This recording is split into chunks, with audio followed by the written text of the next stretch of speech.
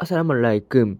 इस चैनल में हून खवाते के लिए अलावाला को जापानीज मूर्ति के इन नज़ारों से मुख्तलिफ अंदाज में पेश करेंगी।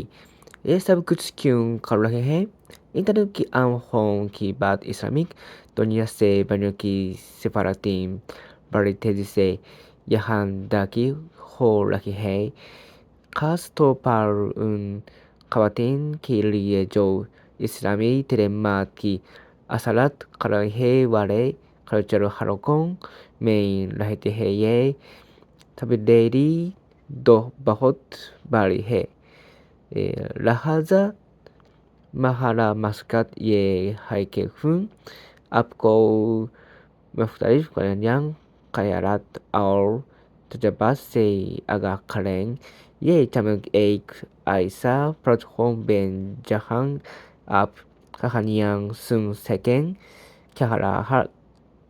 ख़यालात शेयर कर सकें और अभी की बात निकाल सकें। हम ये जुट रही है और हमारा साथ दीजिए। बहुत शुक्रिया। And my Urdu is not so well, but in AI I making the situation and the story and sharing them in from my heart. So please look in my channel and